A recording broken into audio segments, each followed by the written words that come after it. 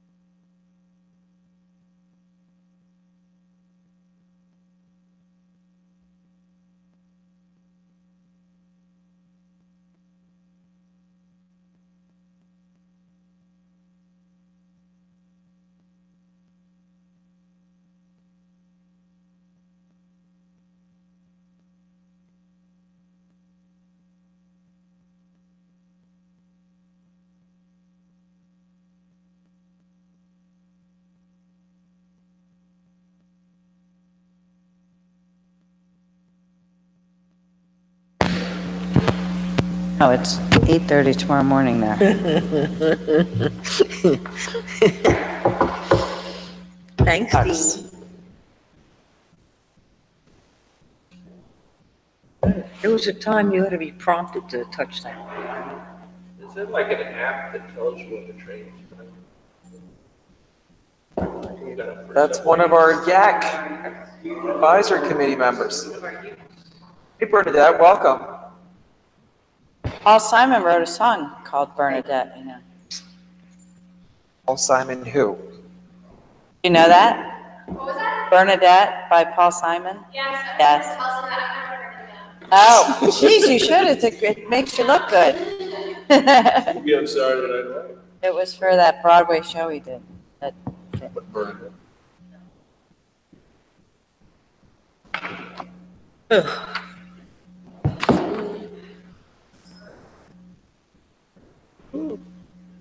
You get entertainment too, huh? It's on. wow. 7:30.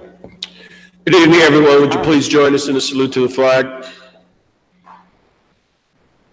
Pledge allegiance to the flag of the United States of America, to the republic for which it stands, one nation, under God, indivisible, with liberty and justice for all.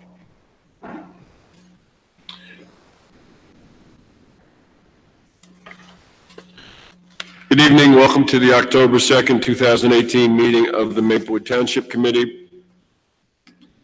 We are going to start off our meeting with a proclamation for Breast Cancer Awareness Month. Oh, before we start, I'm sorry. Two of our members, Mr. McGeehee and Mr. Lembrick, are stuck on trains from Manhattan. They evidently there's been an accident on the rails and trains are not able to get past Brick Church. So we're going to move around the agenda a bit to accommodate them, and hopefully they'll be here shortly. Again, we're going to start with the proclamation of Breast Cancer Awareness Month. We'll have our first public comment hearing. Don't you call roll first? Yes, go ahead. You go first. Go ahead. Go ahead, I'm most excited. Go ahead. Pursuant to Section 5, Thank you.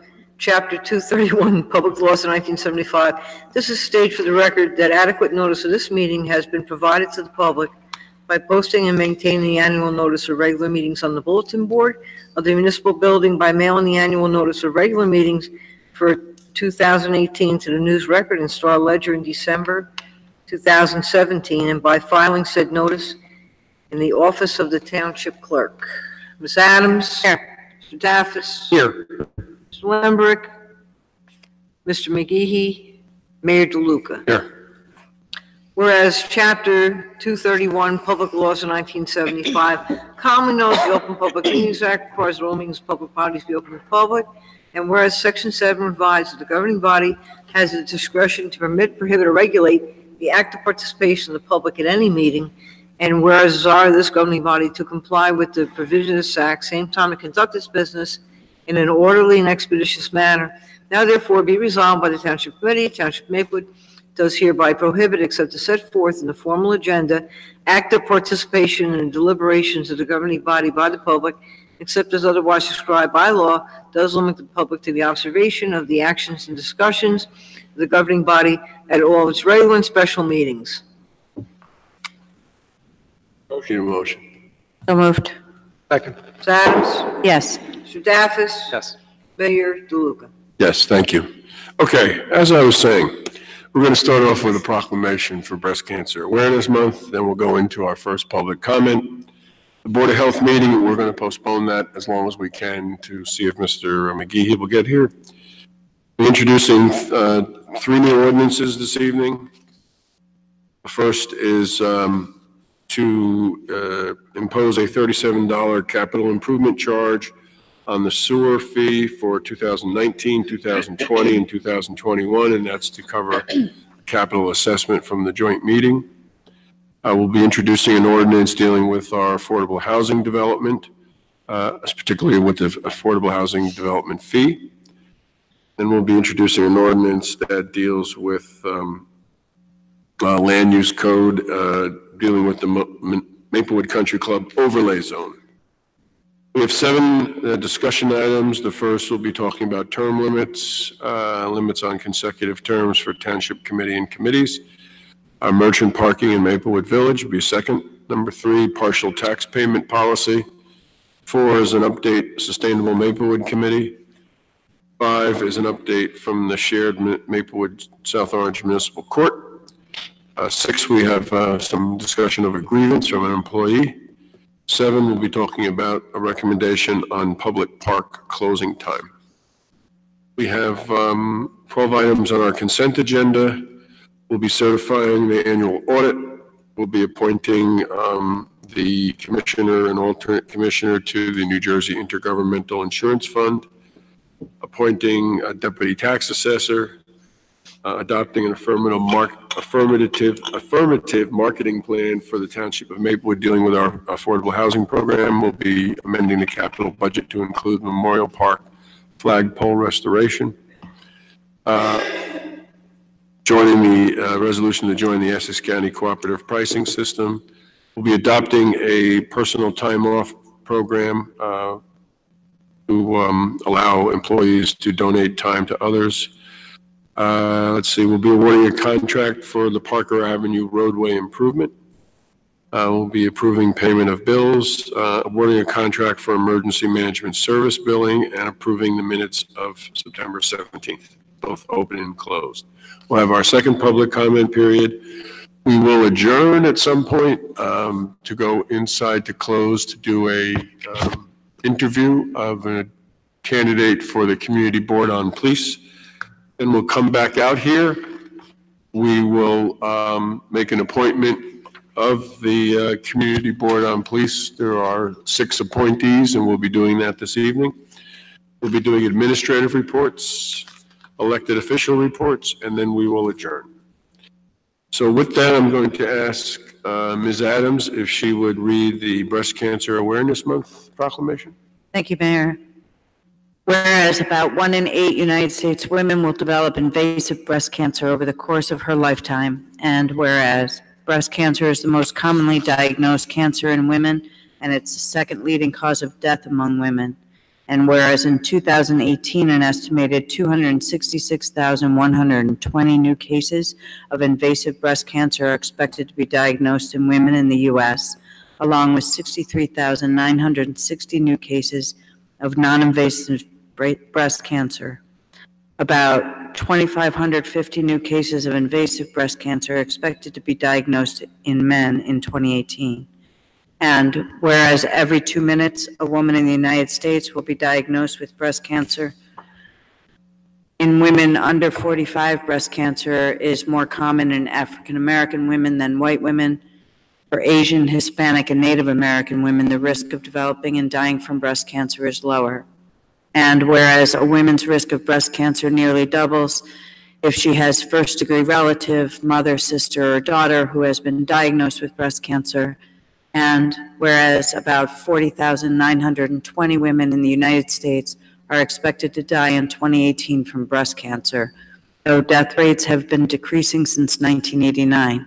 Women under 50 have experienced larger decreases. These decreases are thought to be the result of treatment advances, earlier detection through screening, and increased awareness. And whereas over 3.1 million breast cancer survivors are alive in the United States today from early detection through mammograms and treatment, now therefore I, Nancy Adams, along with Mayor Victor DeLuca and the Township Committee of Maplewood, do hereby proclaim the month of October 2018 as Breast Cancer Awareness Month. Accordingly, I encourage all our citizens to join with their communities in participation in Breast Cancer Month activities and to get early checks. Thank you.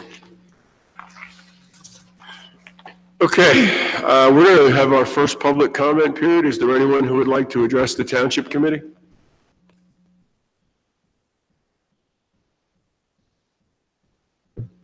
Okay. We, again, are going to skip the Board of Health meeting for this moment. Let's go to the introduction of a new ordinance. Ms. Fritzen?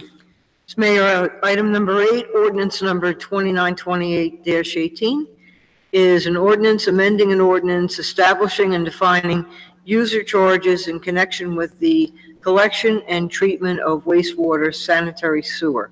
This ordinance will impose a $37 capital improvement charge in 2019, 2020, and 2021 on all sanitary sewers. We get a motion, please, on introduction.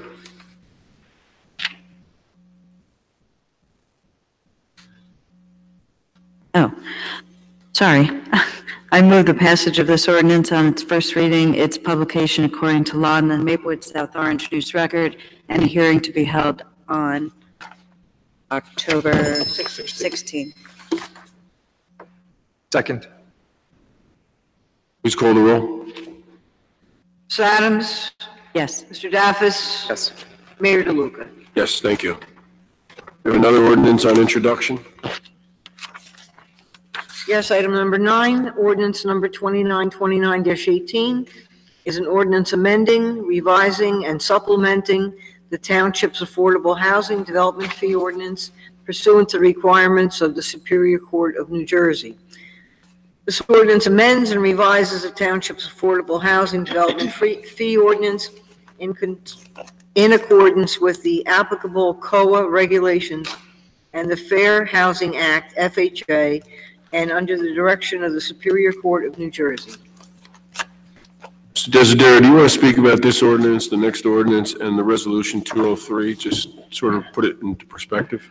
Yeah, there were a series of ordinances that were required to be passed in connection with the settlement of the fair housing litigation.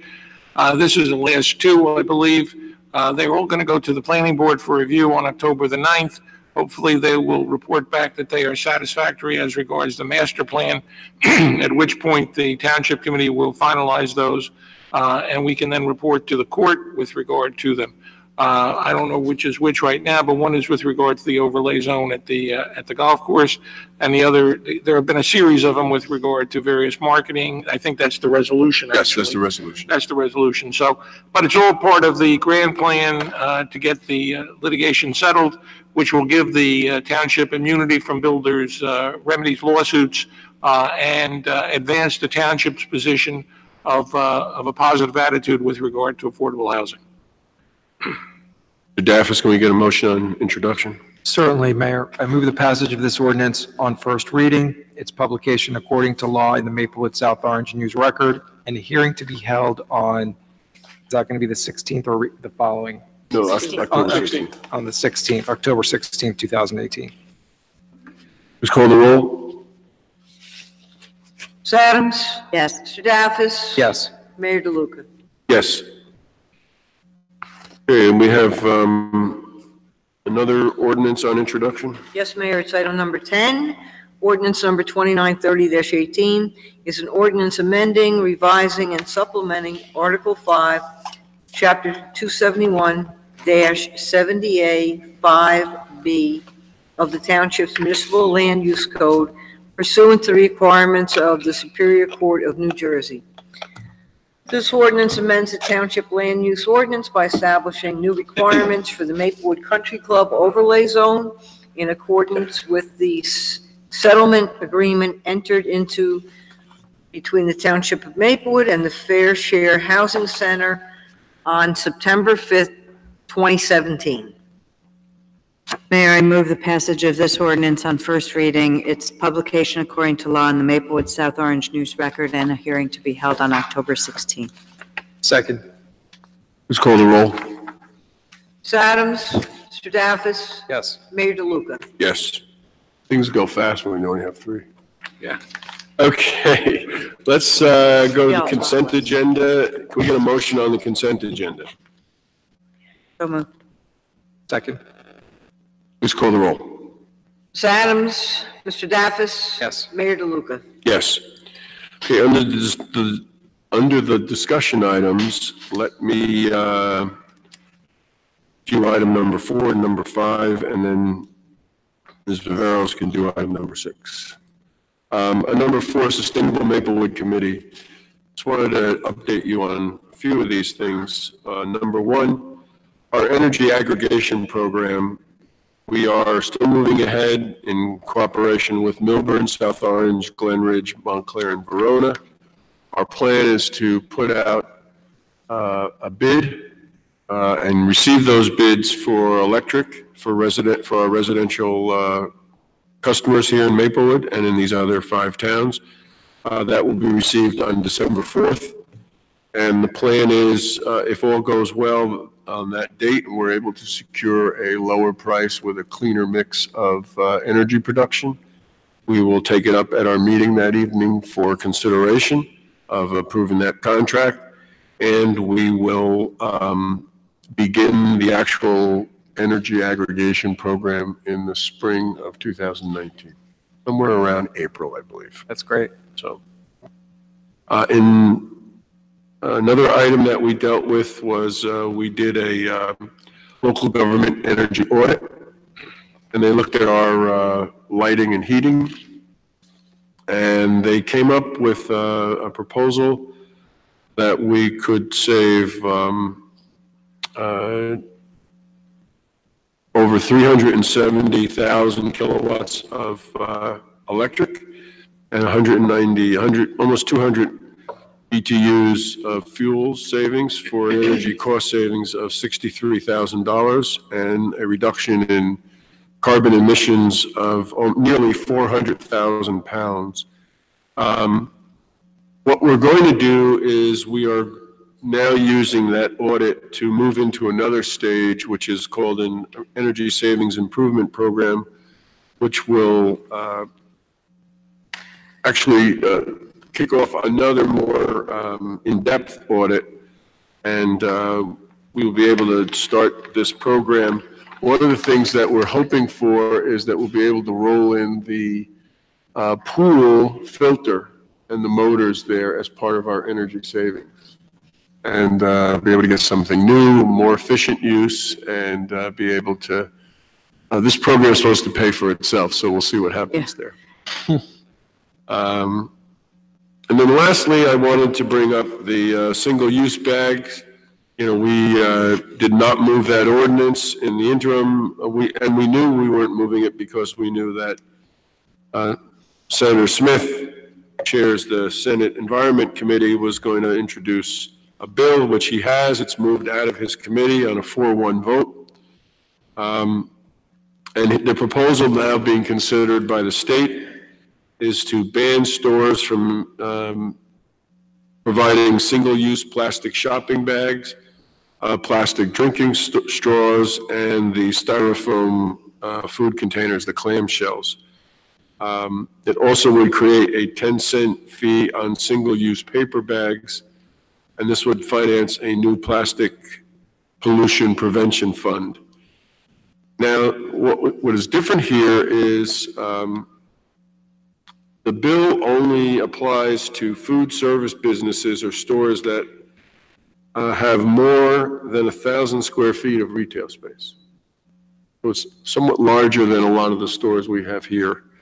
And those stores would be banned from handing out the single-use plastic bags. Certainly our 2 supermarkets would qualify, the drugstores, the Walgreens, the 7-Elevens would qualify in those places, but some of the smaller food places may not qualify. But all food service businesses would be banned from handing out or selling plastic straws.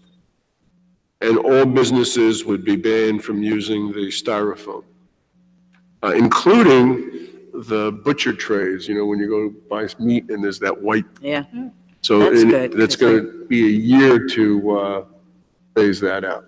So, and the 10-cent fee for the bag, 5 cents is going to go back to the store operator, and 5 cents is going to go into this new fund. So that's where they are right now. I haven't heard from the governor's office on their position yet. I'm not sure what the assembly is going to do. But clearly, I think, and I think what we've been advised in the Sustainable Maplewood Committee from both Tracy from the Green Team and Bob from the Environmental Committee is we got to just hold back right now and let's see what happens at the state level. Take a look at these bills that are coming out. Maybe at some point take a position on the bills, but we should not do anything locally. Yeah, and then if we want to put stricter guidelines to affect the smaller square footage businesses, we can. And we'd have Or to see can that. we? I'm not That's sure. what I mean. I'm not sure. We'd have to see if there's a preemption. We might be preempted. Yeah. That's what I mean. So that's sort of like why we were rushing in the first place. So I want to keep an eye on that. I don't think so, because I think if they passed the statute, it would be preempted anyway. Correct. So I don't think there was any reason to, I actually think it was more prudent to not do it, quite frankly, than to do it and then be preempted. Well, let's see, because I think the question is, who would this apply to? And, most of the food stores, I guess it's a question of how the definition is. We have to take a look at the definition because they talk about 1,000 square feet of retail space. So, for example, a Chinese restaurant, is that all considered retail space? Or even back room, basement, what's considered. Yeah. So we might want to talk with our Assemblyman McKeon, who's going to play a role on the assembly side, and get his thoughts too. So we can do that. May I invite our Youth Advisory Committee member here to speak to this, as Bernadette Clausen is here and she works with Assemblyman John McKeon on these issues. Bernadette?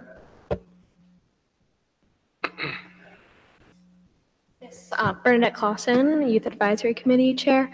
I worked with John McKeon this summer as an intern in his summer office, and one of my co-interns, her name is Brooke Winter. She's a senior at Drew University here in New Jersey.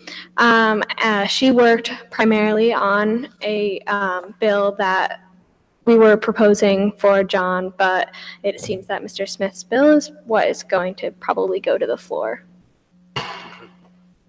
So would you suggest that we speak to Assemblyman McKeon and kind of get more of his thinking of how it's going to happen, how the Smith bill is going to happen in the... I think so, because he was going to be a first sponsor as his bill, so I think that he would probably have interesting. Like, he would probably have a stance on it that would be powerful on the floor, especially since he's one of the larger standing people in the assembly, since he's been there for such a long time. Okay. So Ms. Adams is going to give him a call and talk about it, get some information. Thank you, Bernadette. Great, thank you. And that's it from Sustainable Maplewood. We're kind of busy. The other big thing is just on the horizon is our Sustainable Jersey certification expires December 31st, 2019.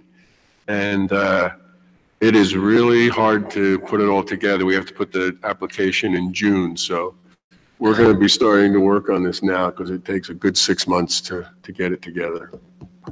So I'm going to move to the shared Maplewood South Orange Municipal Court update. We had our annual meeting. We do this with South Orange. We bring judges in, police department, elected officials. I just wanted to alert you that for the period July 2017 to June 2018, there's actually been a 6,000 decrease, 6,000 filing decrease in filings. So it's gone from about 41,000 to 35,000. In Maplewood, we have had about a 21% drop, in South Orange, 11% drop. Not sure why. In Maplewood, our criminal totals dropped 17% from 985 filings in the year ending June 2017 to 822 in the year ending 2018. Our traffic actually dropped 22%. From 2017 to 2018, we were at 14,000 in 2017 and 11,000 in 2018. So overall, we're 21% drop. And as I said, South Orange had reductions in both their criminal and traffic. Just as a point of information, in the last year ending June 2018, Maplewood had 8,221 parking tickets. South Orange had 13,460. And that has to do, some of that is they have meters there and they have a whole parking authority and all that. Their moving violation, the difference for us, we had 3,000 moving violations. They had 8,000 moving violations. So it's something I think we ought to speak to the chief about a little bit more, is why there's such a disparity between the two towns. That's, over 100% more. It's something that people in South Orange may want to talk to their chief about too. Yeah, that may be right, but. I know a lot of our residents, including me, avoid South Orange. Because of the ticketing? Because of the parking and the ticketing. Yeah. The other thing is, just on the ticketing, just to remind us that we are moving to e-ticketing, which will help us. We've been working for some time and trying to do as much paperless work at the courts as possible, and the e-ticketing will be a big plus there and will help us. Because even though it's kind of, I guess, hidden, but there's a higher cost to processing our tickets than South Orange tickets, because their tickets are coming in all done and we have to enter all of them. So I think next year when we're on the same plane, we're going to do some truing up of our shared service agreement and the cost ratio. So, but other than that, the shared court is working very well. Again, we're one of the largest, as far as filings, we're one of the largest courts in the area, outside of a couple of the cities here, but, we rival some of the larger towns. And of course, our judge in Maplewood is retiring at the end of the month. We have end of the year. We're not in December yet, right? End of the year. And we have a solicitation out asking for candidates for judgeship, and the closing is the end of the month. I think it's the 27th. So in November, we will set up a time to meet with any candidates that submit. And so we'll have all that squared away and ready to make an appointment on January 1st. Okay. Ms. Viveros, you have a grievance issue here? Yes, Mayor. I provided some background to the Township Committee regarding the grievance filing, and we're moving on to the next step part of the grievance process. I wanted to know what the Township Committee would like to do as far as leading this to discussion. You provided that when? About 2-3 weeks ago. Oh, okay. Well, right after we had the last meeting. Okay. So is there a way you can describe this without talking about the individual? So what, the individual has grieved it with you? The individual is a former employee, I believe. Yes. Correct. It was a former employee. He wanted it in open, Yeah. so I don't think there's any Right. reason to not mention his name. Well, Okay.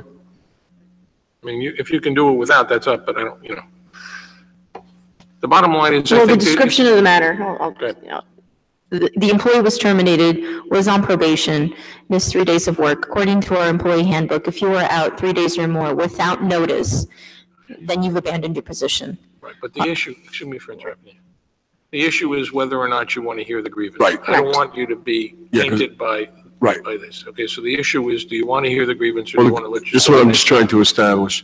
So there was something, the person was terminated, the person grieved it with you?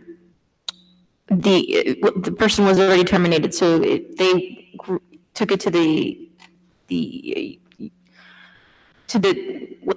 bargaining unit. The Right. union. Right, so the union contacted me, now that this person is no longer here, to talk about this matter. However, a series of events happened during that time also, which led to this point. Okay, so the union asked you to reconsider this and you denied that? Correct, So by contract, it would come to us? correct.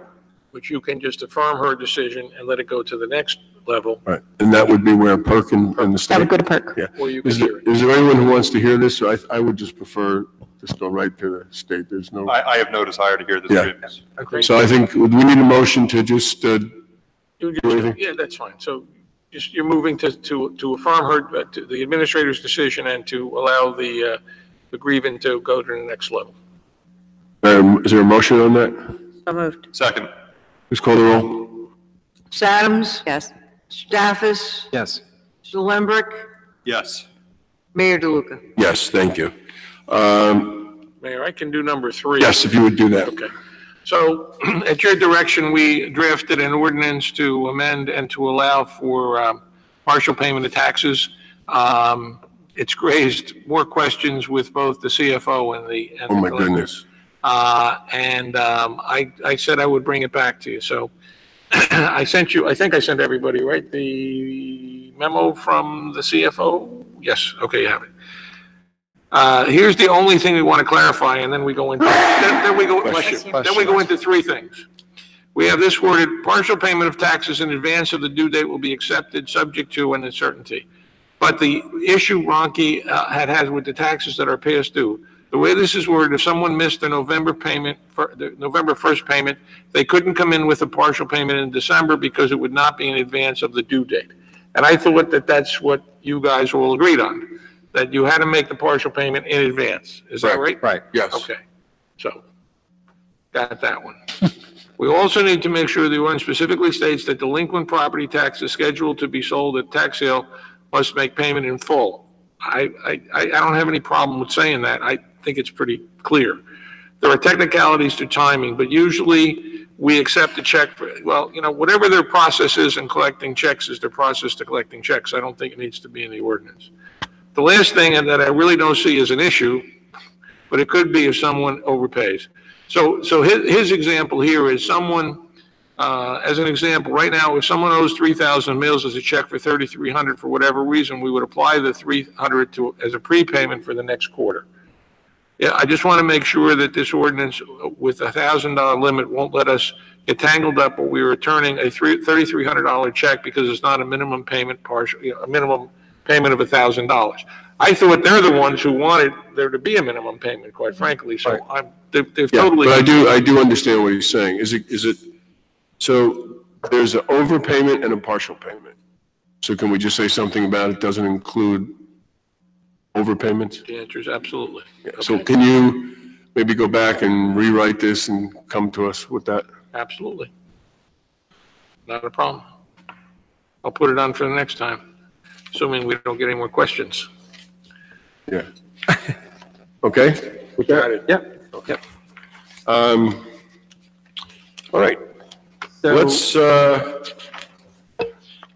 First, as per Mr. McGee's text to me just a few minutes ago, he asked me to take on discussion item number 2. And I'll take on discussion number 7. all right. So why don't you go first? Okay, sure. Discussion item number 2 is merchant parking in Maplewood Village. And Mr. McGee put this on here as it relates specifically to the merchant overlay zone that we have. And whether or not there's anything that we can do on our end to enforce merchant parking as we have it.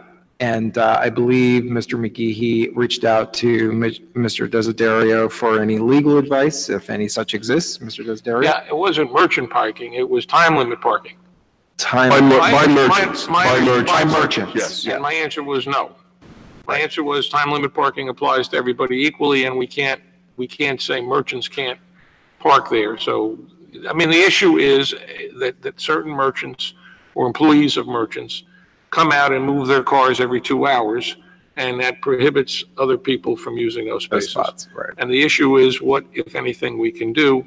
And I told him that I did not see any way that we could prohibit merchants from using 2-hour or time limit parking spaces. So that's, unfortunately, I cannot come up with any suggestions. So there's no prohibition if I'm on Baker Street, 2-hour parking, I'm in space number 1. My car's there for 1 hour and 59 minutes. I go out, move my car to space number 3. I have another 2 hours. Yes. That's legal? Yes. Is it legal to drive around the block and come back to space number 1? Well, the answer in theory is yes, but the officer who is doing it, I mean, years ago, we used to mark the tires and put a line, and they would go out and rub the chalk off, okay? So that is not legal, okay? But I believe if they go and they run an errand, so to speak, and they come back, the answer is yes. Well, actually, and some do. I mean, some park and they do deliveries and then come back. Or they go out and get sandwiches for lunch or Right. whatever they might do. So that's the difficulty. Can't we designate parking, say, since we're not charging, harder to kind of control this? And I'm spitballing, I'm thinking out loud. So can we designate like areas where that are, I know we already do, so is there a way we can figure out how to designate shopper parking? Like say this lot, and these on-street spaces are only for shoppers, and merchants have to put a hang tag in their window, or their employees, even though they don't cost them anything. Well, I mean, the biggest thing you have is non-compliance, right?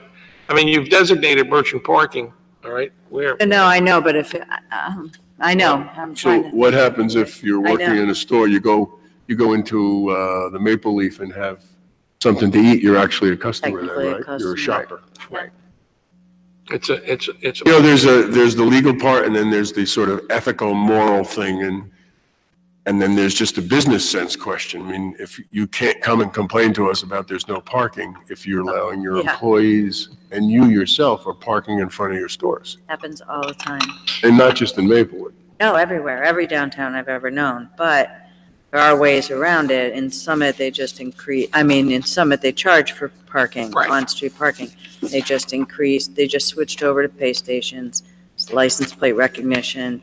They just basically doubled, which is still not that expensive, on-street parking, like For longer. for prime spots are more expensive for 90 minutes. And there were a lot of merchants who complained, mostly under the guise of their customers are going to get upset, when the reality is it's because they were parking there and moving their car. And now they have to park farther away because it's going to cost them that much more money. So I don't know the answer other than to be able to control it by starting to charge for parking, and that's a much larger discussion that's going to be. Yeah, I'll just say this. We spent yesterday with the planners from the Department of Community Affairs. We had an all-day series of meetings, and I believe that they are going to ask us to consider some type of, or they're going to recommend some type of a pay system. Automated parking. Automated parking. Right. Which, Right. And so I think we ought to see what they have to say. I think technology has changed a lot over the years from what we consider to be meter parking, which allows not only the ability to pay through a smartphone or in person at a kiosk, but it allows you to find out where parking is available. Right, and reserve a spot ahead of time. The model that Ms. Adams just described works really well in Summit. It's automated, it's on your mobile, you can reserve a spot, and there's no fraud because even if you're having lunch and you're running out of time, you have that spot only for a designated amount of time. You are not allowed to put more money into that spot. So just to underscore what the mayor just said, and we will talk about this, as Ms. Adams also said, in a bigger context in a forthcoming public session.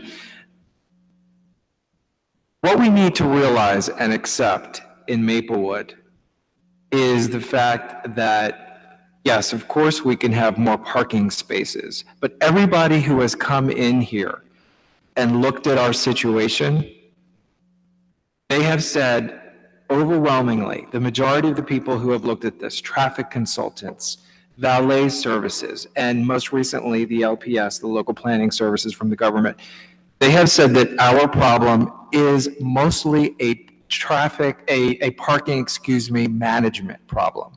It's not so much a parking space problem. It is a management problem, which essentially means that we cannot rotate our parking spaces well because they're free and they're stagnant.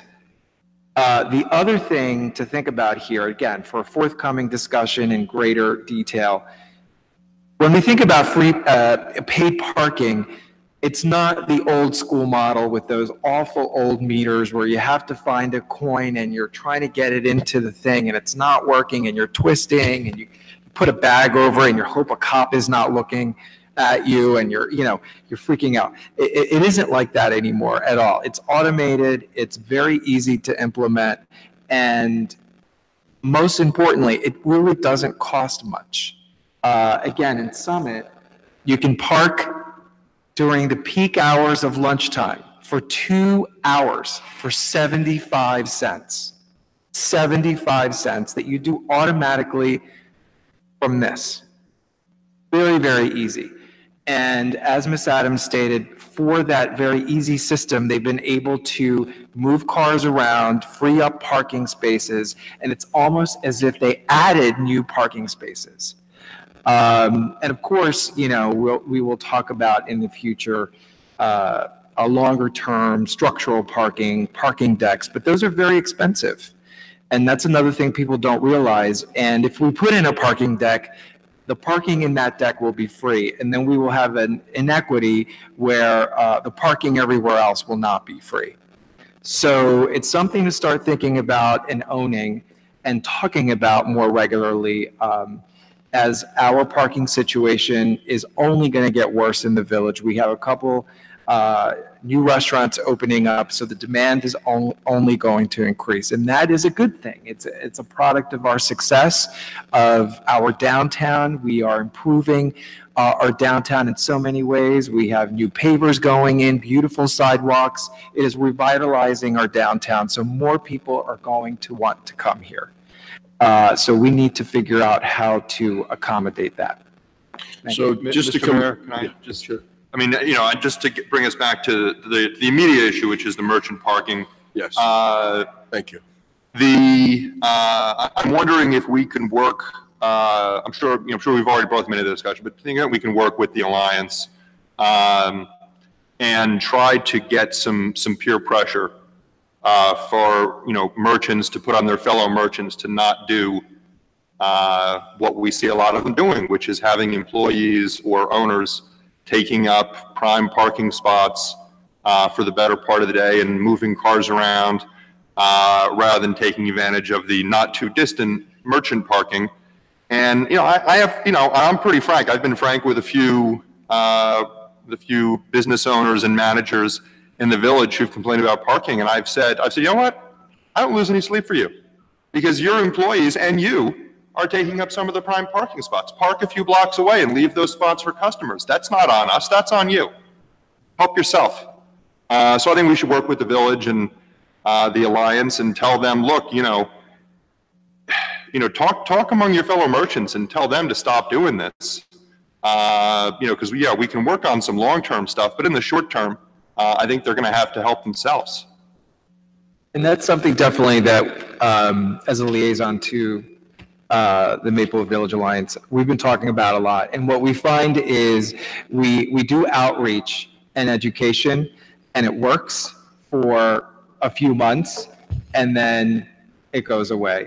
And that's because, some people are acting in good faith, but a lot of our merchants have seasonal workers, employees, and they don't always do the best job in getting the message across to them, and so on and so forth. But certainly education and constant outreach to our merchants is a big part of this as well. I agree and with what a Mr. lot of them Lambert. don't want to accept is that a lot of the businesses that fail in Maplewood deserve to fail. Yeah. Because they're poorly run, or, or they do things like this. Right. And they hurt themselves and they hurt fellow merchants. So there's only so much we can do here. We can't make new parking. We can make some changes, but some of this is going to have to come from them. I'm sorry, I didn't mean to. Go ahead. I was just thinking about the license plate recognition that we have for the new kiosks and that Summit utilizes.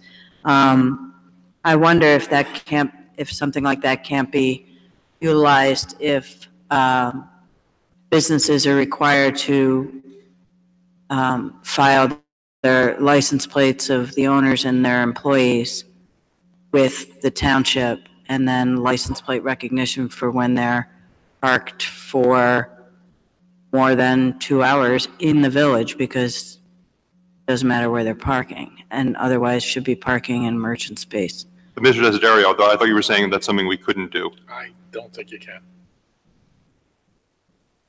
I wish we could.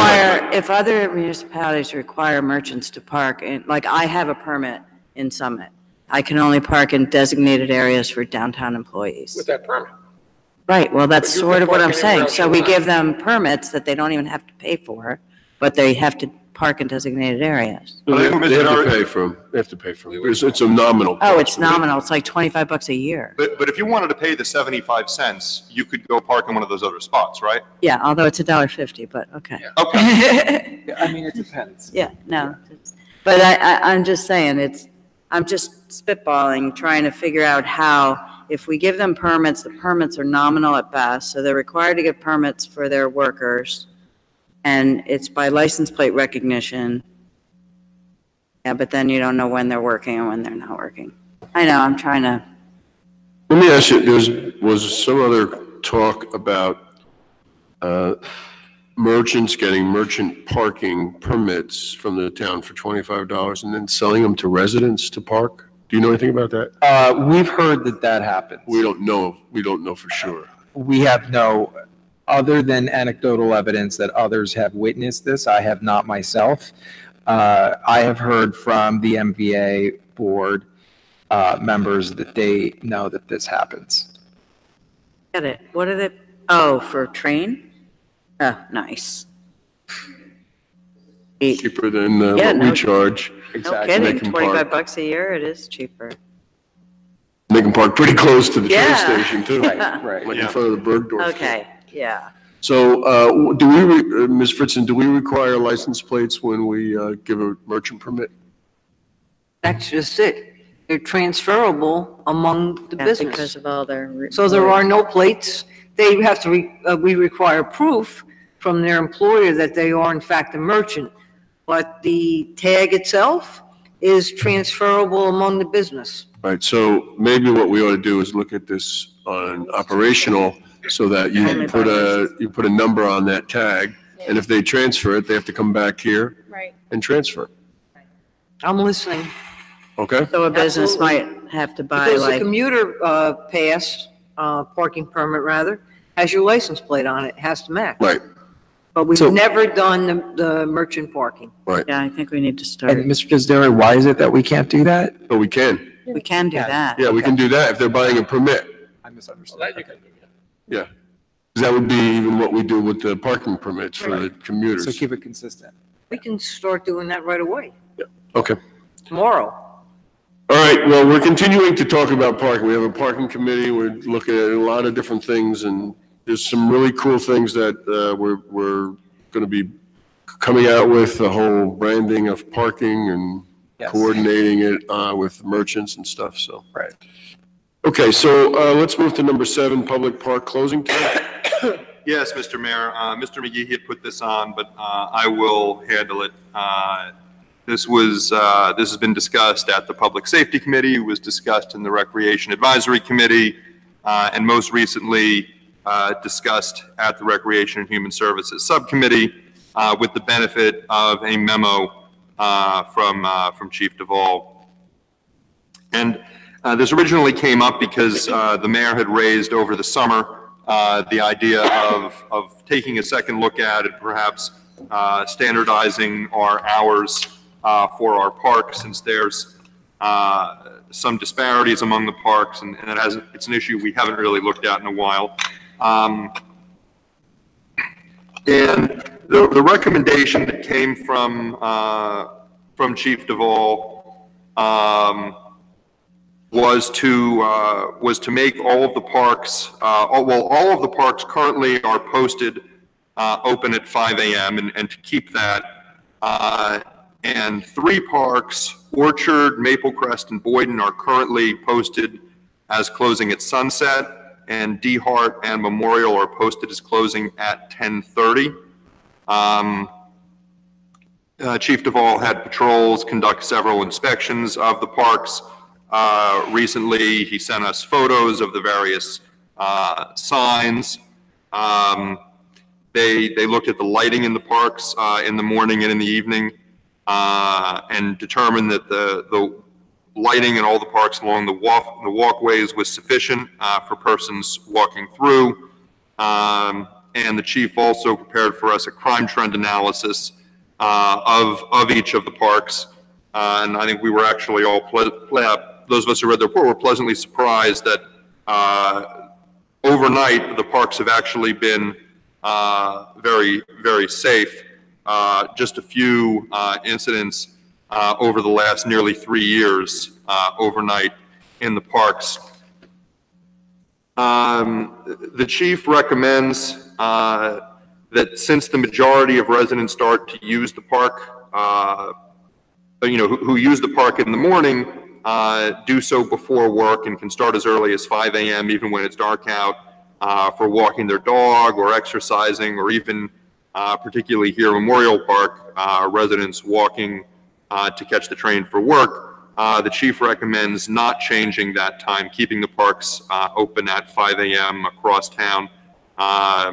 And the Recreation and Human Services Subcommittee agreed with that recommendation. The term sunset obviously is subjective. I mean, one way to define that would be to associate that with darkness, but then obviously that changes certainly season to season and sometimes day to day. What the chief told us is that his patrols are told to sweep the parks after 10:30 p.m.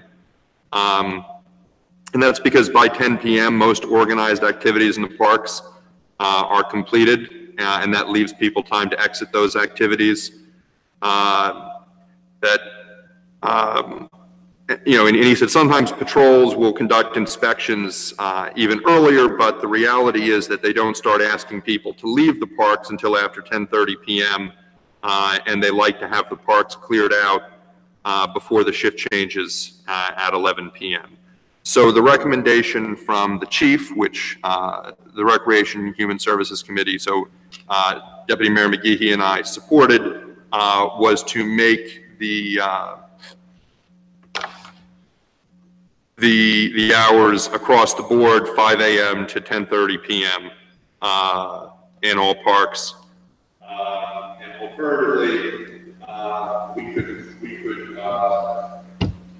we could have the parks all closed at sunset, except for those with permits or organized team activities. But then we're making it a little bit more complicated, since we do have parks where there's lit areas, for example, tennis courts and basketball courts, and Memorial Park, some of the PLTP park that have lights.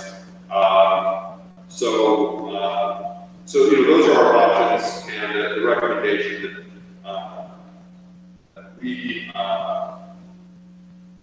in favor was the 5 a.m. to 10:30 across the board, but we want to obviously bring that to the full Township Committee for review and discussion.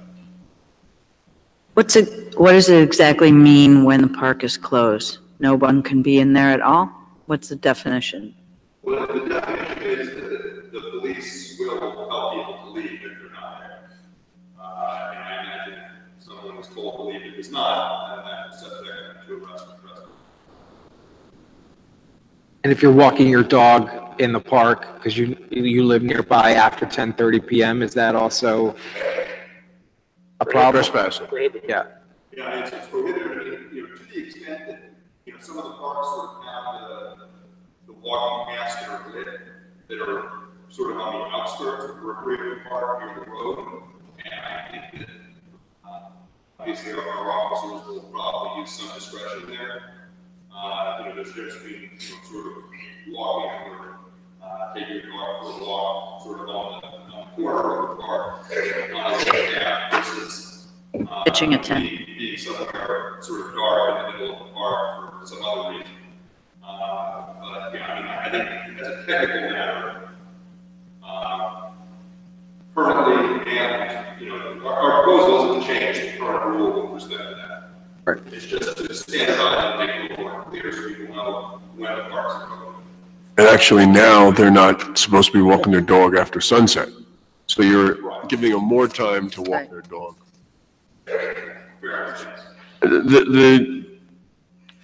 So let's talk about Maple Crest Park. Right now it closes at sunset. If we say it closes at 10:30, certainly the people walking through, maybe walking from Springfield Avenue back to their neighborhood, walking a dog, they'd be able to do that till 10:30. What about people going on the swings till 10:30 or being in the skate park till 10:30? I think that would be permitted, but according to the chief, even if that's not what the sign says, that's what's permitted now because they don't clear the parks. They don't tell people to leave the park until 10:30. There's a potential on that park. Well, unless they get a complaint. That's true. If they got a complaint, if they get a complaint, the park is open until 10:30. Not a problem for us being there, whatever the complaint is about, it'll still be a complaint. So if we're thinking about putting a basketball court in D-Hart, or even the basketball court across the street, then games could go on, or people could shoot if there was some kind of, it was a full moon or a nearby light from a pole or something. I think that's a problem because I get calls from the people who live over here about even when it's 8 o'clock and there's basketball going on. I think we have to figure out some way to distinguish between passive use of the park and sort of the active stuff.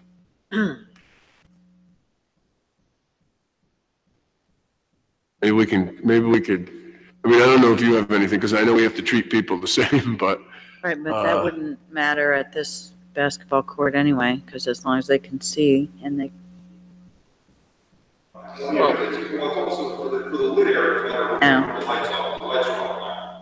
Well, but here you have the tennis light. There's no lights. We don't put the lights on the basketball court. The tennis lights are on, or even the park lights are on. and the street lights on, you can do enough to shoot. Does the paddle tennis? Yeah, I was just going to say, what do we do with paddle tennis? Is that considered part of Memorial Park? I don't think we have a time closing there. I don't think we have anything there. Yeah, I mean, we have lights, right? we have lights, yeah. I don't think we have a And open or heat. closed there. But is that, that's not considered part of Memorial Park? It's just No, a, separate, it's Walter Park, separate park. oh, Walter Park, right? Richard Walter, Walter, Richard DPW. Walter? DPW Director.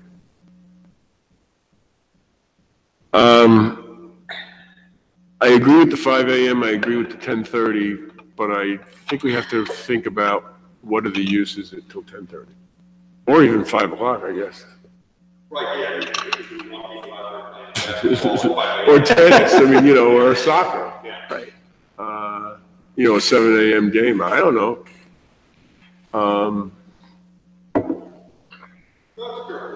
That's the only, maybe we could talk to the chief about what he's thinking about, because it's just, there's some activities which are just noisier than others. Right, but- Pounding basketball at 10:30, or even hitting a tennis.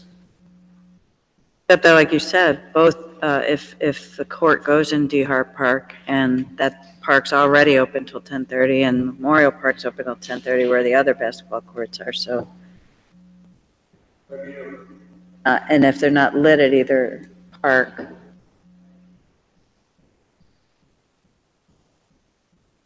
Maybe I'll put this on for discussion next week. I'll say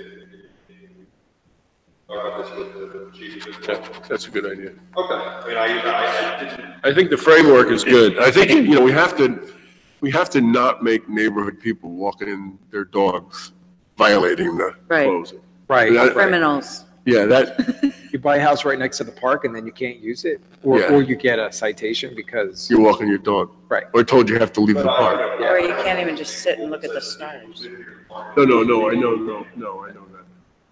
So, Mr. Attorney, in terms of how we would affect this, is this something that we could do by ordinance? Yes. Definitely ordinance. Okay, so this is something we could do tonight.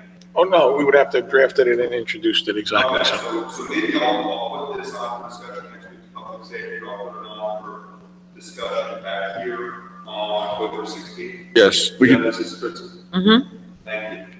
And then we can potentially have ordinance in November. Sure. I think it's Okay. probably less of an issue in months anyway, it would be good to sort of have this policy going into next year. Thank you. okay, thank you. So we're gonna do the Board of Health, it's 8:30, and then after that, we're going to adjourn and go into, the interview. should we table the last remaining discussion item for next time, or? We'll see, we might come back, if Mr. McGee's here, we can come back and, okay, pursuant to Section 5, Chapter 231, Public Laws 1975, this is to state for the record that adequate notice of this meeting has been provided to the public by posting and maintaining the annual notice of regular meetings on the bulletin board of the municipal building, by mailing the annual notice of regular meetings for 2018 to the News Record and Star Ledger in December 2017, and by filing said notice in the office of the Township Clerk. Mr. Adams? Here. Mr. Daffis? Here. Mr. Lembrick? Here. Mayor DeLuca? Here. Mr. McGee. Whereas Chapter 231 Public Laws 1975, commonly known as the Open Public Meetings Act, requires that all meetings of public bodies be open to the public. And whereas Section 7 provides that the Board of Health has discretion to permit, prohibit, or regulate the active participation of the public at any meeting. And whereas desire the Maplewood Board of Health to comply with the provision of this act, same time to conduct its business in an orderly and expeditious manner, now therefore be resolved by the Maplewood Board of Health, Township of Maplewood, does hereby prohibit, except as set forth in the formal agenda, active participation in the deliberations of the Board of Health by the public, except as otherwise prescribed by law, does limit the public the observation of the action and discussions of the Board of Health at all its regular and special meetings. Get a motion? Second. Mr. Adams? Yes. Mr. Daffis? Yes. Mr. Lembrick? Yes. Mayor DeLuca? Yes, thank you. We got a motion to approve the minutes of September 4th, 2018. So moved. Second. Please call the roll. Mr. Adams? Yes. Mr. Daffis? Yes. Mr. Lembrecht? Yes. Mayor DeLuca? Yes, thank you. Mr. McGee has some changes to the agenda, has been working on this, and one of the changes is we're now going to receive an update on the Municipal Alliance Committee, and we're going to have the chair, Candace Davenport, give us an update. At the microphone.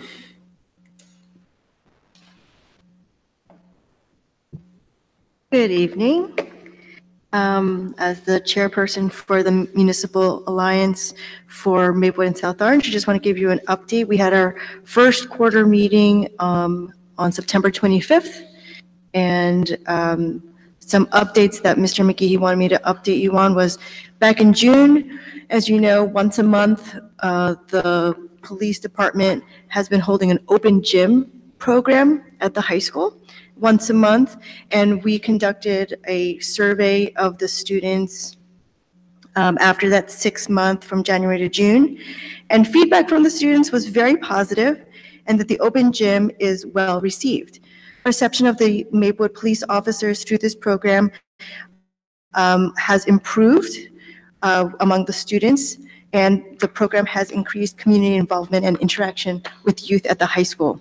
By keeping the kids occupied and entertained, they are engaged in their community, and their duration of exposure to negative influences decreases as it pertains to drug and alcohol. Effective modes of communication to spread the message about the open gym activities is through friends, according to the survey. An area of improvement is for guidance counselors to encourage and raise awareness of the open gym programs, and we've also spoken to the Midnight Madness Committee to also spread the word about that as well. Students recommended outdoor activities like football, as well as other items to supplement the gym basketball. They also offer ping pong, they offer dancing classes, so something for everyone there. Most of the students who answered the survey, and there are 25 respondents at this time, said that they had come more than 3 or 4 times to the open gym between January and June, and that they had been told by a friend to come. More importantly, as it relates to the Municipal Alliance, 64% of the 25 respondents stated that time at the open gym reduced their exposure to negative peer pressure, using drugs, using alcohol, and smoking and vaping. So it's a very positive thing. On average, they saw about 50 to 60 people or students come once a month to the open gyms. Just to let you know, the next open gym is on Friday, October 26th, if anybody would like to shoot some hoops with some high school kids. This is also open to middle schoolers as well. And then the next dates are November 16th and December 13th from 5 to 9. They're also doing, through the Retired Officer Mike's Open Gym, a coat drive fundraiser on October 26th. There is a box outside where people can come to donate gently used jackets for students to wear. And the fundraiser is October 26th from 5 to 9 p.m. And excuse me, and then the open gyms are always at Columbia High School now, right? correct, at the gym. Yeah. We also have, in coordination with the police department, our prescription drug take-back day is scheduled for Saturday, October 27th, and that will be at the Maplewood Police Headquarters, where people can bring their unused or expired prescription drugs and dispose of them safely. And that'll be from 10 a.m. to 2 p.m. right here at Maplewood Police Headquarters on Springfield Avenue. One of our biggest issues while we talk socially about legalizing marijuana, one of the top achievements of public health is that we have stopped or greatly reduced the use of tobacco among youth, but we are on the verge of something which is e-cigarettes and the rapid rise of that, in particular of juuling among high school, and now the allure to middle school students because it's so accessible. So I would encourage the Township Committee, if they're interested, to, and I can send it to you, Rutgers School of Public Health put out a public health webinar on juuling e-cigarettes in the new tobacco marketplace. It's a free 1-hour webinar by an associate professor at Rutgers, and it was very, very enlightening about what we are dealing with among youth and their access to potentially getting hooked on nicotine again. So, and that is pretty much. Thank you. Just one question on the Alliance Committee. Do you have sufficient members? Do you need more members on the committee? I think we have sufficient members. We have currently added the 2 middle school guidance counselors, which is going to be really helpful since we're really targeting that middle-age youth group, middle school youth group and age. We have also added the 2 parents who are the Midnight Madness liaisons, so they're coming to the meetings now. And I think we're good on members, but and we also have students who are also coming through the guidance counselors. The meeting is open to all, so if anyone would like to attend, they're welcome to. We only have them 4 times a year. And Mr. Daffis has a question, I believe.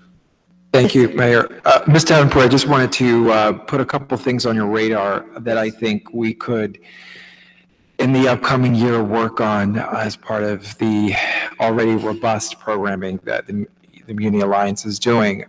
We're doing a lot of great awareness and education on drugs and marijuana and opioids, and but what we're hearing from, we just had our first Youth Advisory Committee meeting the other day, and we heard from our local youth that they would like to see greater education regarding their sexual health. And we're talking about before we get to high school, so at the middle school level. Apparently, middle school youth are more sexually active than they used to be, I guess. Okay. And so there needs to be greater awareness of STDs and STIs. Along with that, one of the other things that came up when Deputy Mayor McGehee and I attended that meeting was the issue of sexual harassment. Kids are receiving that as part of their curriculum in high school, as they become sophomores and juniors, but some of our youth have expressed that they wish to be exposed to this sooner. So, I mean, here from this bench, we can't control what, that's a Board of Education in terms of curriculum, but what we can do is incorporate some of this additional awareness and education stuff into our mentoring programs that we're doing. We can discuss this offline. That's actually terrific. One of the things that we're doing on a side topic from the health department is building a new mental health webpage. So that's information that we can use to populate that specifically for that subgroup. Terrific. Interested. That's great. Thank you. Thank you. Thank you. Mr. Rowe, can we have you come up? And you have a number of items here, the mosquito spraying, the flu vaccination, and the recommendations on licensing public pools. So if you could cover all those. Yes. On October 24th, we're going to have Western Pest Control at 8 a.m. Come to meet with any interested township personnel and environmental advocates, and they're going to talk about their residential mosquito spraying program. They're supposed to bring their entomologists, so maybe we'll get a little more in-depth understanding of the problem.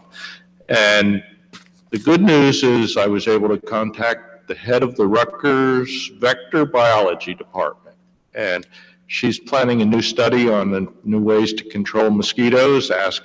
She asked me if Maplewood would be interested in participating, and of course I said yes. So I'll continue to pursue that, and I hope that we do indeed become part of the project. It's not a done deal, but I hope we'll become part of that. Just today, our flu vaccine arrived. So I just passed out the flyers.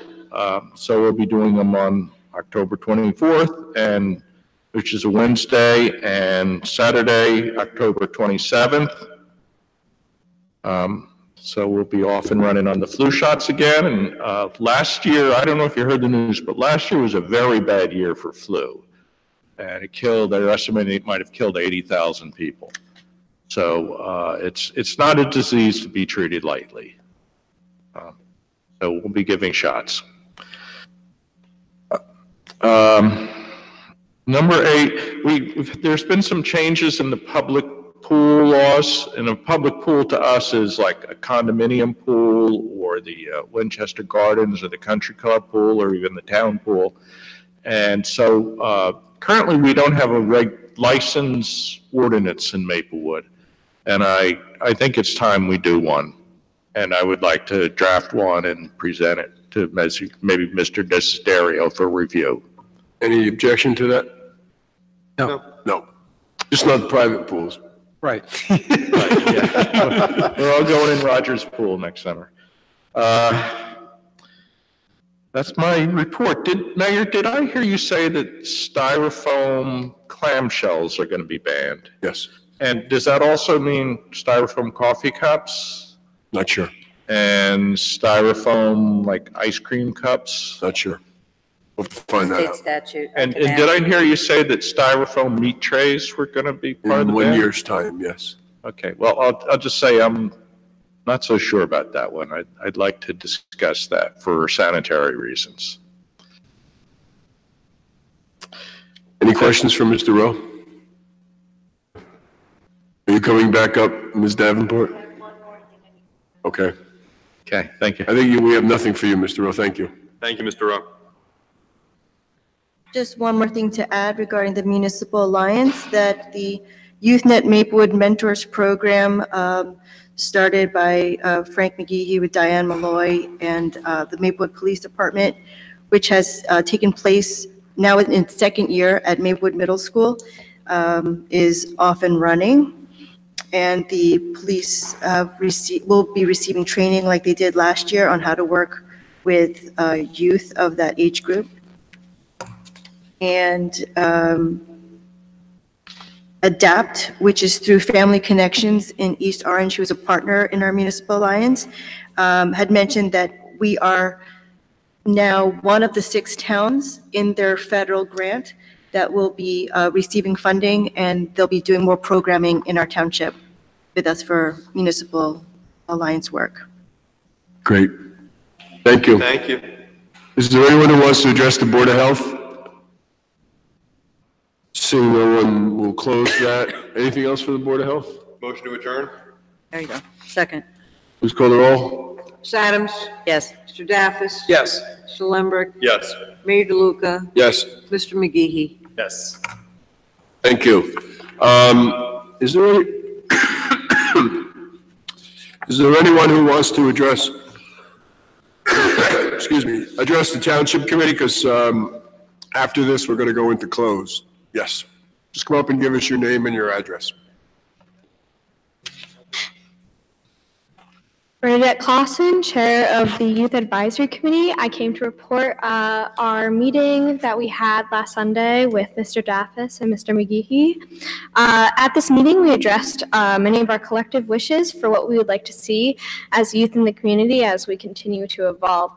Some of the ideas that were brought to the group for discussion included a dog run for the Maplewood community in the Hilton area, education about why our town recycles the way it does, parking for high school students in order to safely be able to park near our school, engaging the community on healthy relationships and updated health education, possibilities for the South Orange Maplewood School District and for our town to have connections on issues spreading from public health to recycling in our schools, youth pedestrian safety, safe driving initiatives for both youth and those who are older and have not taken a test in a very long time, and access to our town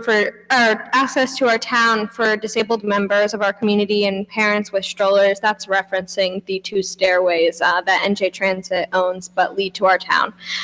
And as a youth committee, we find it is important to be the voices of our peers as well, connecting South Orange students to their local committee to serve in a similar position as us, creating a bridge between school clubs and our local government, and making activities in town engaging for teens. We also collectively decided on a chair and a vice chair for our committee. Dylan Denuser was named vice chair, and I chair. We look forward to continuing to see these many ideas to fruition and continue to believe that our impact on the community will be a new perspective for an even better Maplewood. Addressing an independent thought on the second discussion item of parking in town. I have tried the mobile parking in both Summit and Milburn, and I found that you actually have to put a $20 minimum on a credit card. You can't use debit for parking if you want to use the mobile app. So that creates an issue. And as an employee of town, I have done the limbo of every 2 hours. It's annoying. I dislike it. I did try to get a parking tag after I got a $45 ticket. And I realized, yes, they were $25. So I went to go ask my employer. She does not have any more. So I've still been continuing the limbo, but I do realize that, employees, although I'm paid above minimum wage, not by an entire, a large amount, but there are employees in town that are paid minimum wages, especially seasonal workers, and for them to have to pay, to park, it adds to, the taxes and more money they're getting out of what they're working for. And I've averaged standing at one of those kiosks, especially if you're parked a little bit farther away, like trying to read your license plate. If you don't have it exactly memorized, it takes, a minute and a half. And in bad weather, that's not a convenience as much. So just putting that out there as a thought. Great. Thank you. There's my thought for that. Take a picture of your license plate with your phone. I've actually, what I've done? In my wallet, I keep a Post-it note that I've had it written down on. Or you could, use your phone. Thank you so much. Excellent. Thank you. Just one more thing, just for the purposes of the person who transcribes the minutes, would you give your address? Oh, yes, 421 Elmwood Avenue. Thank you. Yes. Thank you. Thank you very much, Bernadette. Anyone else want to address the Township Committee? Seeing no one. Mr. Mayor, can I move that we adjourn to closed session? Yeah, I'm going to have Ms. Fritzen read the closed session. Whereas Section 8 of the Open Public Meetings Act, Chapter 231, Public Laws 1975, permits exclusion of the public from a meeting in certain circumstances. Whereas this public body is the opinion that such circumstances presently exist, now therefore be resolved by the Township Committee, Township of Maplewood, in the County of Essex, State of New Jersey as follows. The public shall be excluded from discussion upon any action upon the herein specified subject matter. The general nature of the subject matter discussed as follows. Personnel interview for consideration for the Community Board on Police. It's anticipated this time that the above stated subject matter will be made public. So moved. Second. Please call the roll. Ms. Adams? Yes. Mr. Daffis? Yes. Mr. Lembrick? Yes. Mr. McGehee? Yes. Mayor DeLuca? Yes, we hope to be back out here in about 20 minutes.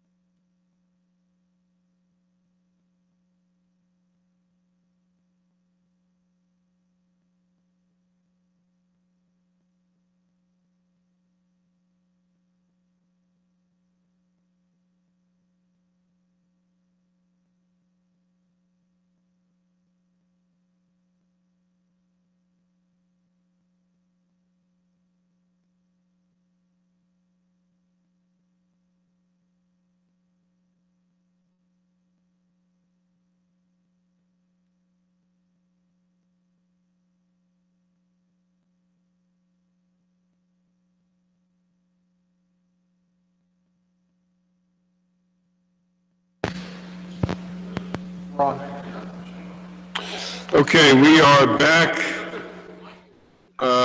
Do we need to go into open? No. Yes, we do. Okay. Read it. Whereas Chapter 231, Mr. Dario, Public Laws sir. 1975, commonly known as the Open Public Meetings Act, requires that all meetings of public bodies be open to the public. And whereas Section 7 provides that the governing body has the discretion to permit, prohibit, or regulate the active participation of the public at any meeting, and whereas desiring the governing body to comply with the provisions of this act, same time to conduct its business in an orderly and expeditious manner, now therefore be resolved by the Township Committee, Township Maplewood, that it does hereby prohibit, except as set forth in the formal agenda, active participation in deliberations of the governing body by the public, and except as otherwise prescribed by law, does limit the actions of the public to the observations of the action discussion of the governing body of all of its regular and special meetings. So moved. Second. Ms. Adams? Yes. Mr. Daffis? Yes. Mr. Lembrick? Yes. Mr. McGee? Yes. Mayor DeLuca? Yes. Thank you. Thank you. We're going to go to item number 15, Mr. Lembrick. Thank you, Mr. Mayor. It is my pleasure tonight to make a motion to appoint 6 individuals to the Community Board on Police. These will be our inaugural members. So we are staggering the terms of the 6 members. So there will be 2 members appointed to a 1-year term, 2 appointed to a 2-year term, 2 appointed to a 3-year term, so that rather than having all 6 members be up every 3 years, we'll have 2 members up each year. And the motion I would like to make is as follows. To appoint Aaron Scherzer, representing the Community Coalition on Race, to a term in the Community Board on Police and 12/31/19. To appoint Michael Harris, representing Soma Action, to a term to end December 31st, 2020. To appoint Kaza Ikars, representing Soma Justice, to a term ending December 31st, 2021. And then the at-large appointments to appoint Ian Rodman for a term ending December 31st, 2019. To appoint Susan Berkeley to a term ending December 31st, 2020. To appoint Julie Fry to a term ending December 31st, 2021. And for Mr. Davis and myself to be the Township Committee liaisons for 2018 and 2019. Is there a second? Second. Please call the roll. Ms. Adams? Yes. Mr. Daffis? Yes. Mr. Lembrick? Yes. Mr. McGee? Yes. Mayor DeLuca? Yes. Thank you. We are going to go back to the discussion items item number 10. The first discussion item, we're going to table that till the next meeting, so please include that at the next meeting. Mayor. For now, on item number 17, which is administrative reports. Ms. Viveros. First, Mayor, I'd like to say that we are moving forward with the new kiosks. They're being implemented in the next 2 weeks, so parking enforcement will have some downtime. So that's expected, but nonetheless, these new machines, I actually saw them at the conference that I went to last week. They are license plate detected, so it'll be much easier to operate down over at the lots. There's a lot that this vendor can do, so if we're talking about other parking restrictions or things of that nature, we can always go back to the vendor who's a part of the national co-op, so we could try to work something around. The assistant township administrator is going to be working on some marketing material in order to get every step of the way going with the Village Alliance. Things will be posted on our Facebook, 2 pages, the main Facebook page and the Maplewood Village construction, since it's part of the bigger vision, if you will. So that's going on. Also, I'd like to bring forth 10 Inwood Place. After having a discussion with the township engineer, we came to the resolution, or felt that it was necessary that we amend the resolution that we passed on April 3rd earlier this year, we felt that, again, it was a bit premature because this was a proposal and someone hadn't actually gone into the residence to see these proper dimensions. Now that we have the proper dimensions, the price really isn't going to change much, but, less than $200. So we felt that the resolution should be amended in order to have a different vendor do the work, which is Windorama, and for the amount of $14,372.60. So, Let's see if we can get a motion. Is there a motion for that? So moved. Second. Okay, is there any discussion or any questions? It's a couple hundred more than we initially. Please call the roll. Ms. Adams? Yes. Mr. Daffis? Yes. Mr. Lembrick? Yes. Mr. McGehee? Yes. Mayor DeLuca? Yes, thank you. okay. And just one more thing, as part of our communications policy we're trying to implement, and that will be forthcoming also, we did submit an application for the Municipal Public Information Contest, and it was actually a pretty robust number of submissions. Nonetheless, we did get honorable mention for submitting something. So I think with everything we're trying to implement as far as communications, I think next year we have a good chance to actually win the contest. So That's great. just wanted to let you know. Good. And the farmer's market is still on till the Monday before Thanksgiving week. Do you think Mr. Manning ever comes in here dressed as someone else to go to the farmer's market? I don't know, I did see him last Incognito. week. So he was, Yeah, we know. Yeah, we We heard. saw him. Is there any questions? Anybody have any questions? Yes. The first is, I got a few questions from the public, mostly when I was walking past it, about the water fountain over by Riverton Square across from the That never been Starbucks, turned on. across the movie theater, and it doesn't seem to have been hooked up to any water, or at least doesn't any water flowing from it, which was a situation. I do not, this is the first I've heard of it. Yeah, I brought that up a few months ago because it wasn't, when it first went in, and they said they were going to turn it on. Doesn't seem as though. Almost time to close it off. Yeah, Right. It doesn't seem as though any water has. Ever been, So. okay. It's very attractive, though. It's better than the old one. But at this point, it's really decorative. So. Right. If you could have someone look into. Yes. Dying of thirst, it's just cool. Also, can you give us maybe an update on the township email system? That's some problems of late. I don't know whether that would be Mr. Sierra or you, but are we working towards resolving that on a permanent basis? So let me clarify what the issue is in terms of the email server. We're in transition of updating the server to go to an updated Exchange. The reason why it started to go down yesterday is because the changeover started. Now, we didn't expect any downtime to happen. Our IT people were working on it all day, and it was intermittent. They're hoping that by tomorrow 9 a.m., we're all good to go. And there are no issues, and we've completely turned over the system. So the reason why your email would go on and off at times was because we were on a limited space, per se. So this going into a new Exchange server is going to resolve that issue. We're going to a cloud-based server, so. All right, thank you very much. Mr. Desiderio? I have no report, Mayor. Okay. Ms. Fritzen? I have a report, Mayor. At the last Township Committee meeting, we had discussed the vote by mail situation, and I was able to get those statistics and numbers for you, so I hope you found that in some way helpful. Next Township Committee meeting on the 16th. We also have voter registration straight through till 9 p.m., 2 weeks from today.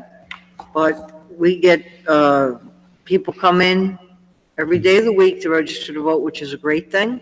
But that is the absolute deadline at 9 p.m. We stay open, the clerk's office. So the next big event we have is to recognize all the volunteers in town that make Maplewood so great. And our volunteer appreciation dinner is Wednesday, October 24th. And we have sent out email and even U.S. mail in some cases, invitations to a lot of groups. It keeps getting bigger and better every year. I encourage all of the Township Committee and the Mayor, please attend. It's fun. It's a great night. It starts at 6. It's really over by about 7:20, 7:30. And families come out. And I think that it's a great event. My final thing is just as an update, we continue to put together our larger event logistic meetings, and they've been pretty helpful. And I appreciate several Township Committee members attending. It's been nice. So we will continue doing that. It seems that things are a lot more organized. Thank you. Thank you. Good. We're going to move to reports from elected officials. Ms. Adams. Just a couple things, Mayor.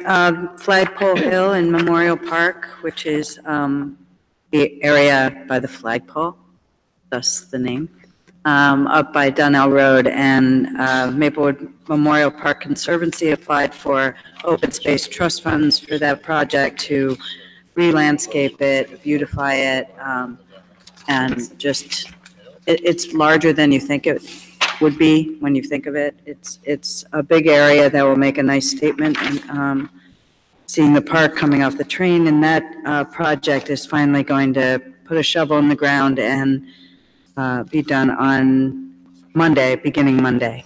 So we look forward to the improvements there. Maplewood Pavers project will begin at the end of Maplewood Avenue by Duran. Opposite sides of the street will be closed, so there'll be access with the project manager there, and the Village Alliance Director will make sure there's access to the businesses along the sidewalks where the construction is happening. They started staging October 1, or they were supposed to yesterday. I haven't been down there.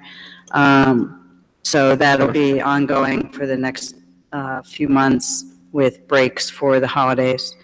The Art Walk in Maplewood Village was a successful, beautiful day outside, so thanks to the Village Alliance for that. What? Sorry. You're covering my report, Hey, but that's you always fine. Go cover for my it. one. You go first. I do not. And don't forget this Thursday night, the Craft Brew Fest at the Wine Barrel. There's so many wine-named liquor stores. Wine Barrel on Springfield Avenue, corner Prospect, is Thursday nights. So turn out for that, and that's all I have, I think. Great. Thank you. Mr. McGehee.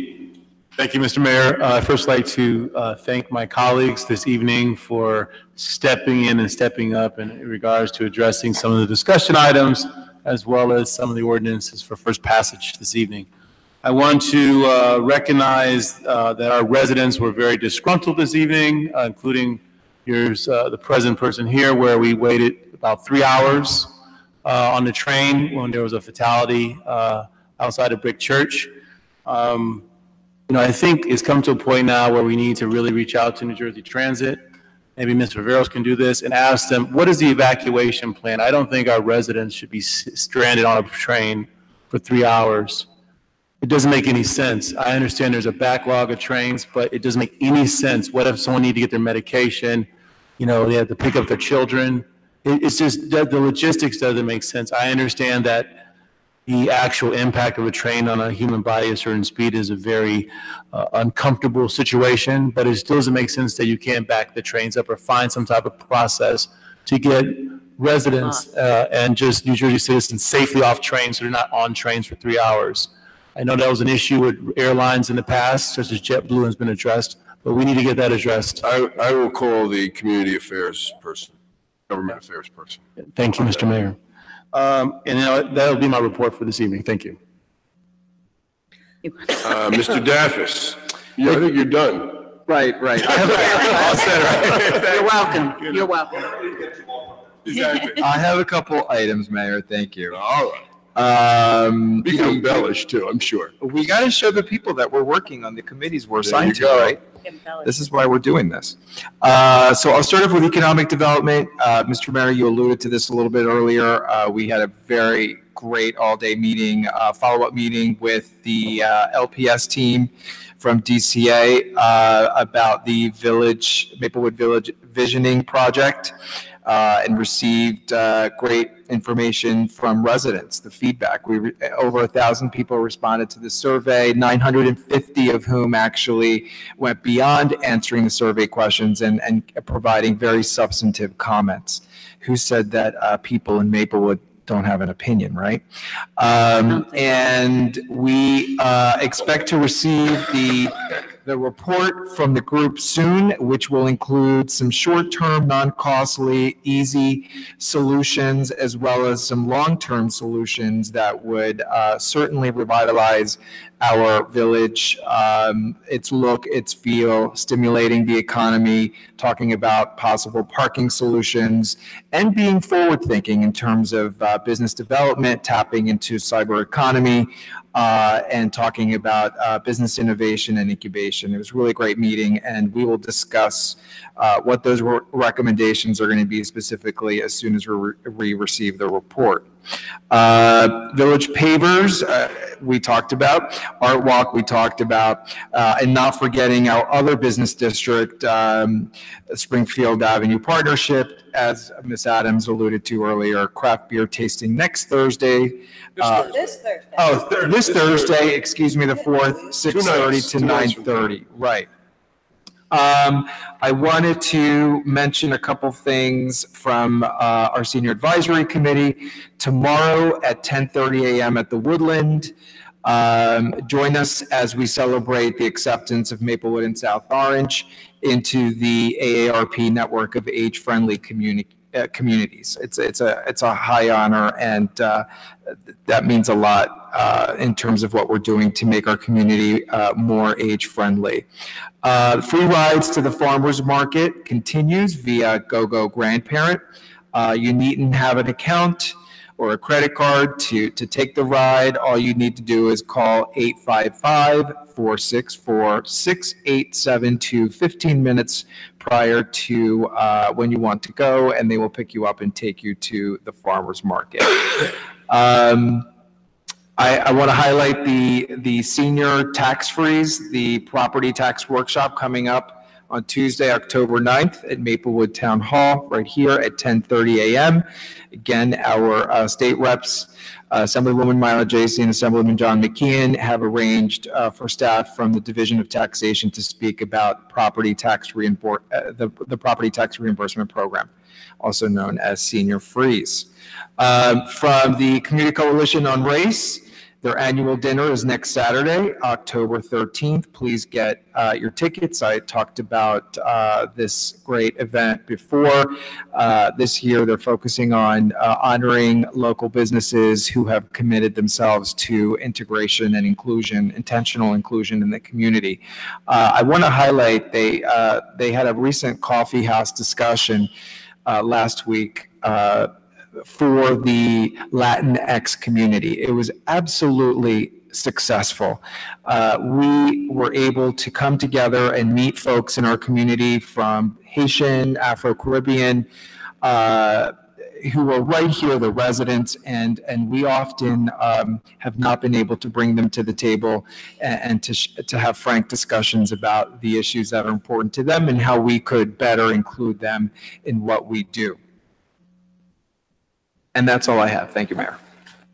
Thank you. I think we need to take a moment, though, and congratulate you for winning the dance contest at the Ola Festival. I'm still trying to get over that. You were Right, Frank? it was just remarkable. It was a lot of fun, Mayor. It was remarkable. Yeah, the four of us danced, Not together. well, you guys we danced did. together, and then Frank and I danced together a little bit, but anyway, Mr. Daffis was the winner by audience applause. Well, he's also third, so I think it's beneficial in competitions like that to be the last one. Yeah. So I think really it might have been the mayor and that strange woman. He was the Yeah, stranger. I think that's true. Not strange woman. Stranger. I would agree with that. I would agree with that. So, anyway, Mr. Lembrecht. First, I just wanted to hear some of the state. As another of the commuters who was stuck tonight, unfortunately, I was able to go up to Broad Street. was able to get not too late. But, I understand that, there was a tragic event. I think, the way this was handled tonight, the way frankly this was handled before, with these type of incidents happening, I understand that there's a safety issue and probably investigation, but I think usually transit and the authorities that we need to consider that, this isn't just trains that are backed up. This is thousands of parents who are waiting, picking up their kids who are not going to get home. Their kids are expecting. These are coaches and Girl Scout, Boy Scout leaders, and other people who have obligations. I think they need to consider the trickle-down effect that something like this has. When you close all 3 tracks, you close the entire line for something like this, and you basically train people largely between stations with no means of evacuation. You're potentially creating a very dangerous golf situation. Long trains, Mr. McGee alluded to, public safety situation. On my train, there was only one door that was open for the entire train where you get off the platform, and a lot of people scrambling for it. It's a tribute to the cooperation and the goodness of fellow commuters and people who are trying to enter, trying to get off that train tonight. And I think that really needs to. This is not such a rare occurrence. This happens, and it's tragic. But I think they just need to consider the contingency plans when these things happen in a way that does not cause just the entire North Essex line to be totally crippled and paralyzed for hours, stranding lots of people, and leaving, kids in communities in the lurch. On a happier note, the Maplewood Community Board of Police, we made our inaugural appointments tonight. I'm very excited. We have a really outstanding group, 6 residents. We've had an even larger group of outstanding residents who applied, who stepped up, and volunteered to serve on this board. It was a difficult selection process. The Township Committee has had to go through over the last few weeks. So I want to thank everyone who applied, and particularly want to congratulate and recognize the 6 we appointed tonight. I know that Mr. Downs and I, as liaisons, look forward to working with them, and Deputy Chief Sally, as the representative from the police department, also wish me to convey his excitement on behalf of himself and the department to be working with this community board. We're excited about what it's going to do. In other good news, I wanted to give some financial numbers from the Maplewood pool this summer. I'm very pleased to report that overall our revenues for 2018 were up more than 10% versus last year. So that's a real change. I don't know when the last time revenues were up year over year, but it hasn't been for as long as I've seen the numbers going back. So obviously we were helped this year by raising some of the membership fees. The numbers show we didn't lose members, we just paid more money. We also raised fees for swim lessons and some other things, the pool, birthday parties, and we didn't get less interest, all we did was make more money, so the demand was there. So overall this year we made $66,408 in membership revenue, that was up 9%, and overall we made nearly $84,000 more in 2018 than in 2017. So like I said, it's a 10% increase over last year, so that's great news. In the recreation department, other successes I want to talk about are just this week, the sign went up for the Maplewood Senior Center for 106 Burnett. Anyone who hasn't had the opportunity, particularly seniors in our community, to check out the Senior Center, please do take advantage of that. Our recreation department and those working with our seniors have done a great job of turning that into a really nice and welcoming place for seniors in the community. community, and also a place to host community events. Our fall tennis program is starting very popular, and I'm told they've all filled up. So tennis is certainly popular in Maplewood. And our kids camp, this year, we had a 42% increase in attendance as opposed to 2017. So I think that's, again, a tribute to how well our recreation department is running the kids there, that we're seeing that much more demand for that program. To just remind our residents of some upcoming election deadlines, districts events and some of these as well. 2 weeks today is the last day to register. You can come and do that here at Town Hall, including if you need a late night, we're going to be open late that last night. And you can get in that registration, make sure you're registered to vote. 4 weeks from tonight is the last day to apply for vote by mail. And 5 weeks today is election day. Please go out and vote. Very important every year, but particularly this year to get out and make our voices heard in the state. And last, I would like to congratulate some of the Latinos, some of the cultural works, and the Maplewood Department of Cultural Affairs on a very successful Fall Fest on Saturday at the Woodland. Obviously, it was wonderful weather, but I think even better spirit, both inside and outside the building. I was there for a while, and it was packed inside now. The entertainment was wonderful. Some of the dancing was a little iffy, but that was mostly the responsibility of those folks up here. The kids and the others who danced were magnificent, I have to say. And again, an example of the Woodland being put to great use as a place for our community to gather and celebrate our diversity here in Maplewood. So Mr. Mayor, thank you for your report. Thank you. So since everyone took all of my stuff, I just have a couple.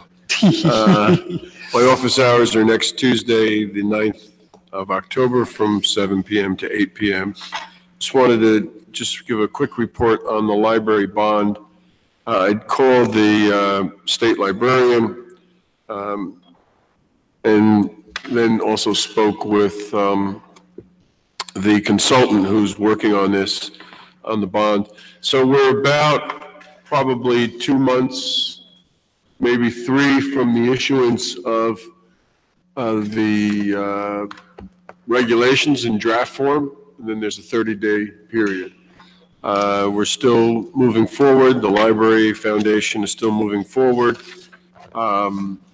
But there are roughly 7 different agencies or branches of government that are reviewing these regulations, including, she told me, Bond Council, that is making recommendations, and then that'll go to the librarian, the state librarian, to firm up the regulations or the proposed regulations. So we're holding on. We're still moving forward and still hoping to put all this together. So. Do you have any idea of the timeline? No. If let's assume that the regulations are finalized March 1st or February 1st, then there's going to be a period of application. So my guess, we're talking. About mid-2019, which is still actually works for us because we would be able to start moving things out if we were to put it all together at the end of 2019. 2020, 2021, the library would be somewhere else, and then back in 2021 at some point. Also, just to remind you that we're about a month away from the determination of the medical marijuana dispensary, so that's what I hear. Forward. Yeah.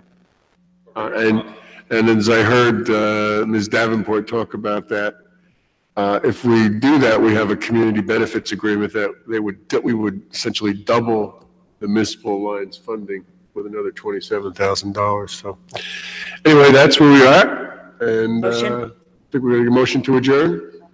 Is there a second? All in favor? Aye. Thank you very much. We'll see you on October 16th.